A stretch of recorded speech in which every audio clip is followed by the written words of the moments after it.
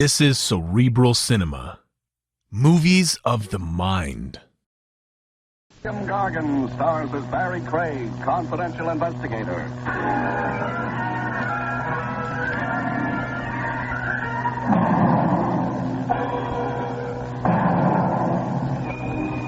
It never pays to be friendly with murderers. Give them an inch and they'll take a yard, usually rope, tied around your throat and attached to the nearest rafter.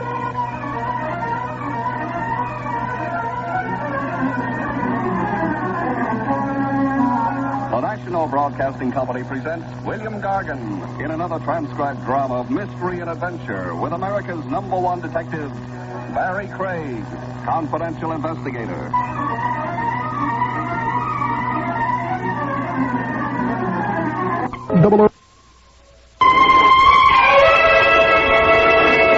Craig speaking.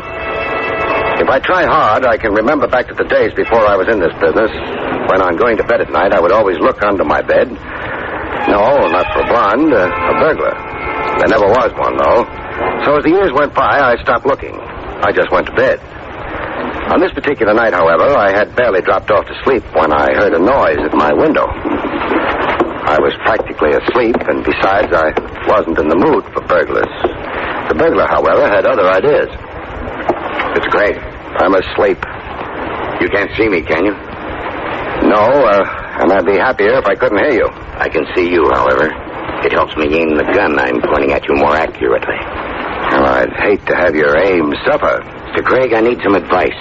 I'm a novelist. I'm writing a book about murder. I'm calling it The Unsolvable Crime. Well, now that you've got that off your chest... What I came here for was to have you tell me whether or not the murder my book is about is really unsolvable. Well, why me? Because you've had a lot to do with murder, for one thing. Because you're not a policeman, for another. No argument so far. The man to be murdered, in my book, that is, has heart disease.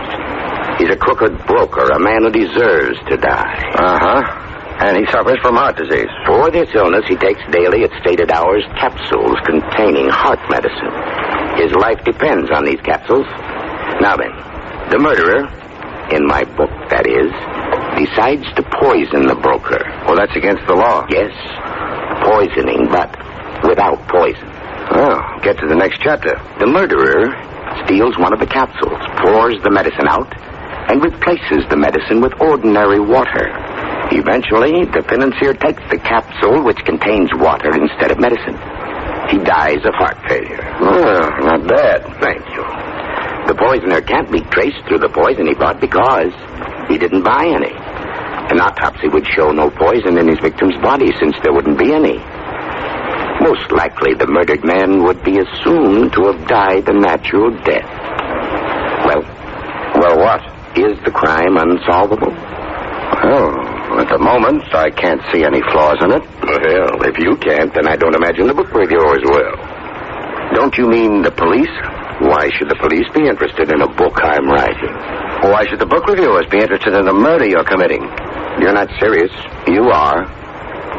Well, I'm afraid I must leave now. No, don't move. I still have the gun pointing at you. If I had to shoot you, it wouldn't be an unsolvable crime, perhaps. But what good would that do you? Good night, Mr. Craig. Pleasant dreams.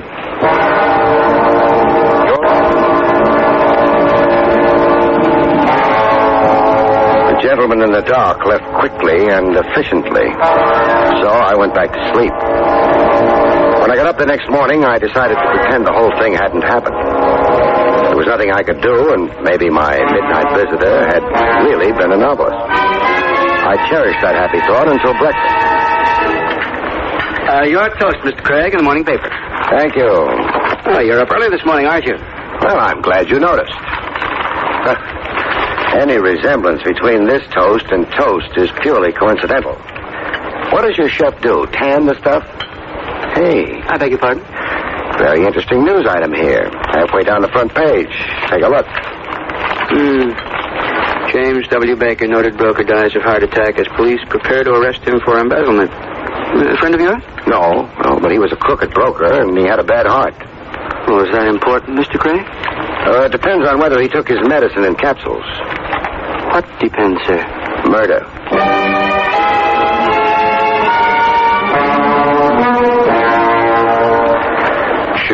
Maybe it was a coincidence. But if it was the kind of coincidence that goes better in books than in reality. James W. Baker was listed in the phone book.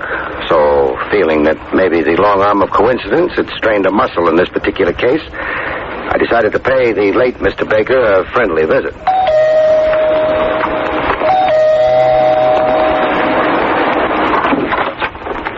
Hello. Hello. This is the Baker home, isn't it? Yes, it is. I'm Mr. Baker's niece. And you? Barrie Craig. I'm an old friend of your uncle's. You're not old. Well... And you're not a friend of my uncle's. But come in anyway. Thank you. My name is Sandra. I realize maybe I shouldn't have come today. You must be all broken up by your uncle's death. Who, me? Well, the family. Well, that's me. I'm the family. Your uncle must have been a lonely man. He didn't mind. He had me. And the market. And all those people he was swindling, of course. And there were Mr. Hanson and Tommy. Who's Tommy? Oh, sort of stunted youth. Uncle's secretary. Very anemic. I always ignore him. And Hanson? Hanson was Uncle's lawyer. And I fondly suspect as big a crook as Uncle was. But very spatted, you know? Spatted? Yes, on the shoes and gardenia'd in the buttonhole. And I have a sneaking suspicion whiskeyed in the liver. Sounds nice. Anybody else close to Uncle? No. Then it boils down to one of you three. What does? Who's happy now that Uncle's dead? Well, I am. Hanson is. Tommy is. Well, that just about covers the field. Well, why is everybody so happy? Uncle had some money. I get it now. Hanson stole from Uncle, and he won't go to jail now. Tommy was implicated in Uncle's swindling. Tommy won't go to jail now. And who has a very deep, rasping voice, with the trick of dropping his voice at the end of every sentence? I don't have a very deep voice. Are Hanson and Tommy around? Yes, they are. They're sitting around practicing grief-stricken looks for the funeral. That happy event is this afternoon. I better get dressed. Sandra. Hurry. Oh, who's hurrying? I am. Who are you? Barrie Craig, and you? Well, I'm Tommy. I'm Mr. Baker's secretary.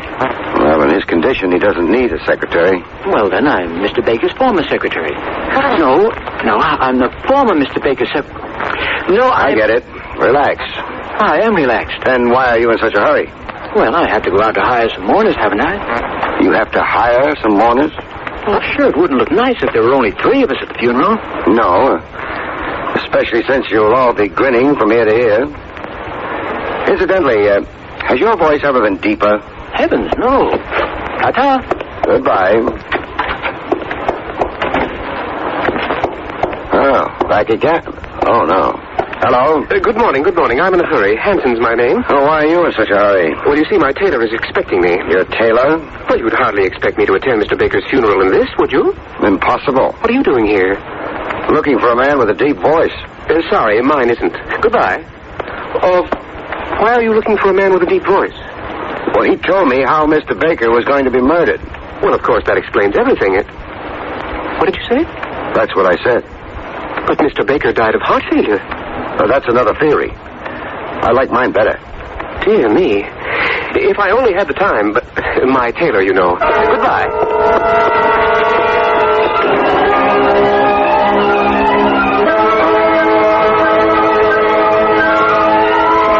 I stayed in my chair for a while, staring at the door that had shut behind Hanson, wondering. I'd been handed my 3 suspects.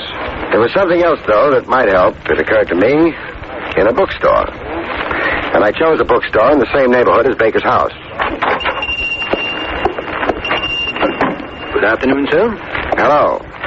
Do you carry medical books? Why, yes, we do. Would you happen to have one on the diseases of the heart? Well, now, we don't stock many. We had one, but we sold it last week. Oh, that's too bad. I'm sorry. No, it's funny. The person I sold it to was a very nervous gentleman. I rather suspected at the time that he might have a heart condition himself. I see. Do you recall his name? Name?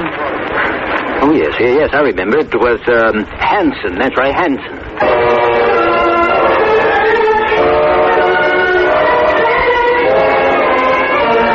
Mr. Hanson's taste in literature was interesting. It occurred to me Mr. Hanson himself, if I could pin him down, might be more interesting still. Hello, Mr. Hanson. Oh, Mr. Craig. Come in. Thank you.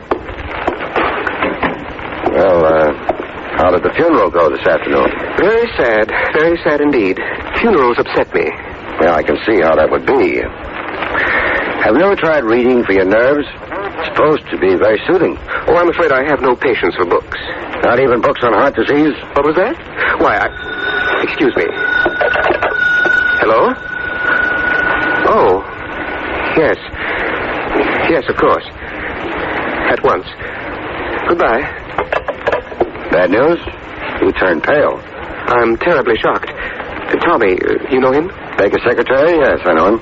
Well, it seems that something's happened to him. What? He's dead.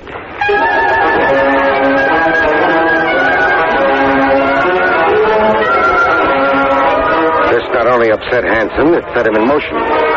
The direction was the Baker house. I approved and went along. Hanson, who phoned you? Sandra. Apparently, she'd been visiting friends, returned home, and found him. Of course, it might have been an accidental death, which would mean another point for coincidence, but I don't think so. However, if he was murdered... You seem to have murder on your brain. You said something about the police thinking Baker was murdered, too. Not the police. Me.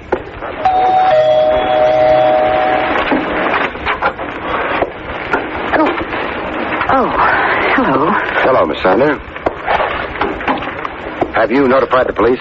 Yes, I phoned them just a few minutes ago. This is his room. I heard the shots. For when? About an hour ago. You phoned Hanson here only 15 minutes ago. Well, I didn't know what it was then. Tommy was going to join me downstairs. When he didn't, I realized it must have been a shot. There he is. Yes. Not at all pretty. And definitely dead. There's a note on his desk. A suicide note? See. Yeah, that's what it's supposed to be. It reads, I killed Baker because if he'd been arrested, I would have gone to jail, too. I thought I got away with it, but the police suspect he was murdered. I can't take it, so excuse the blood. The note's signed Tommy. Well, that sort of clears that up, doesn't it? Yeah, except for one thing. What's that? Tommy's voice wasn't deep enough.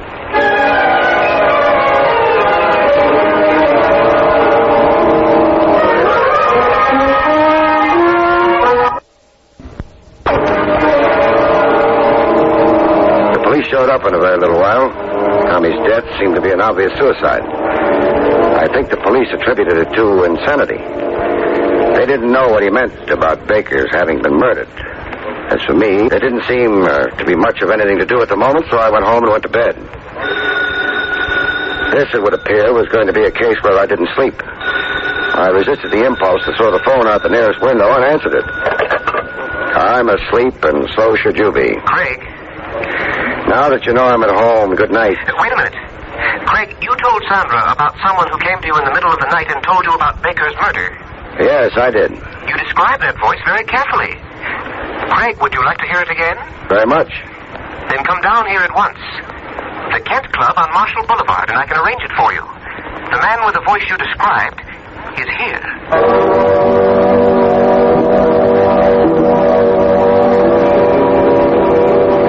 I'd pretty much given up expecting to hear that voice again. But if Hanson said he'd heard it, then it was something for me to find out about. From the time I got the phone call to the time I got to the club, it must have been about a half an hour. Craig, I've been waiting for you. That was the idea, wasn't it? Yes, but that man whose voice I overheard, whose voice resembled the one you told Sandra about. Well?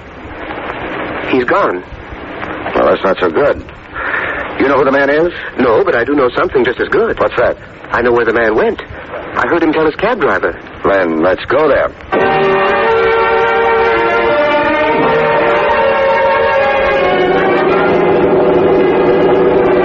Of course, Craig, you realize that I'm not absolutely sure it's the man you want. Me, I'm grabbing at straws. Anything at the moment is worth trying. That voice did sound like your description. Baker belonged to the club, too. It's a possibility. Hanson, Sandra told me you'd been stealing money from Baker. I don't think I care for that kind of conversation. I'm not making conversation. I'm asking questions. Was she telling the truth? What difference does it make? If Baker was murdered, it might make a lot of difference. You say if Baker was murdered. Aren't you sure? We'll know better, won't we, when we meet this man whose voice you overheard? Yes, we'll know better. The only thing is, suppose something happens to him.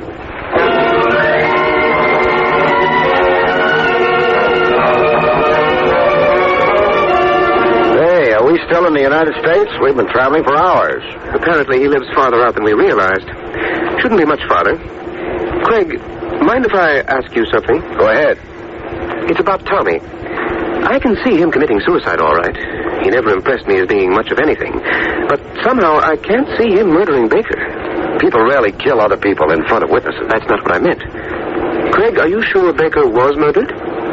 No. But you said before... I said I suspected it. That's something else. However, I am sure of one thing. What's that? I'm sure Tommy... Yes? ...was murdered.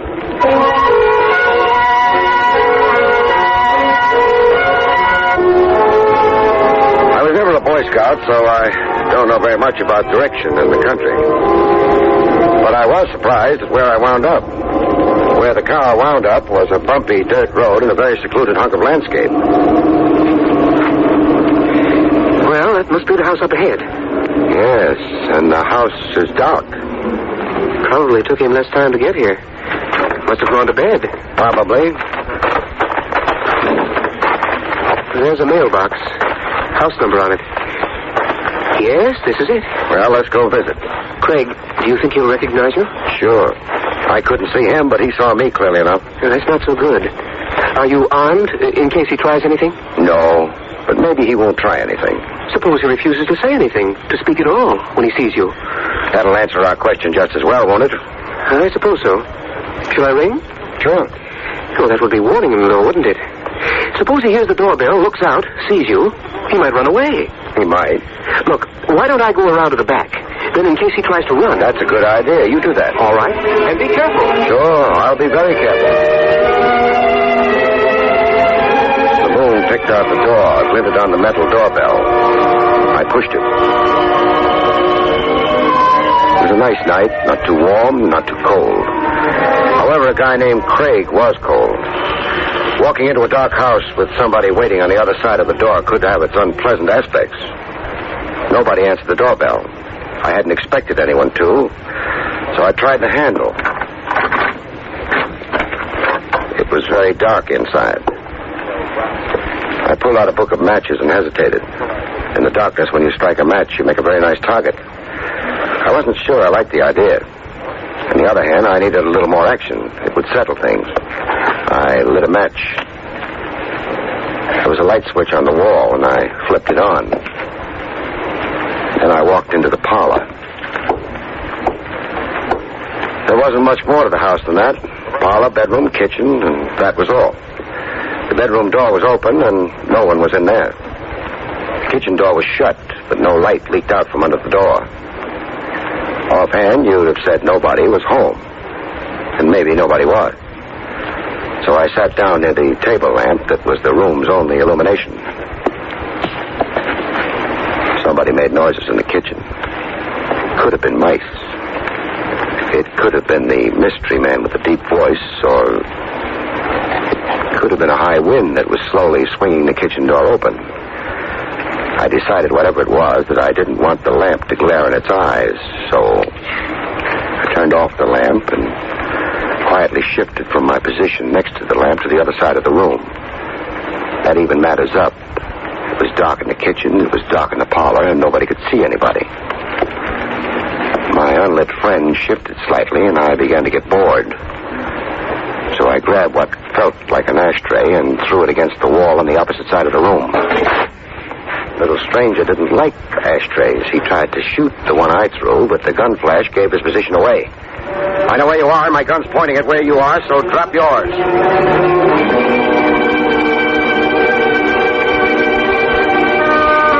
It didn't work. I hadn't expected it to, which is why I moved fast after speaking. I figured he still had 3 more bullets, any one of which hitting me could be painful, so... Drop the pop gun, huh? All right. Thanks. We can use a little electricity now. Hello, Hanson. Craig. My, you're bleeding. Your arm? Yes, I didn't know it was you. Who'd you think it was? Well, I waited outside for a while. Nothing happened, so I came in. And then when you didn't recognize my voice in the dark, you started shooting at me, huh? That's right. Thinking I was the owner of this house? Of course. But, Hanson, how could you think that when you yourself own this house? What? But I don't understand. You're not very subtle. When you asked me if I was armed before we got into the house... You said you weren't. Of course. You see, I knew you were going to try to kill me. But how did you know that? Because you overheard the man with the deep voice. Well, what was wrong with that? You couldn't have heard him. You see, Hanson, the man with the deep voice is dead.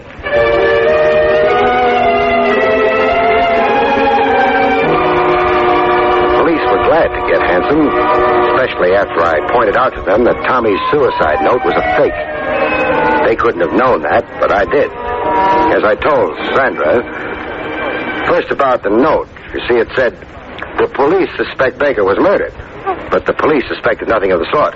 You did, though. Yes, but the only one I told was Hanson, and Hanson himself assured me he never spoke to Tommy.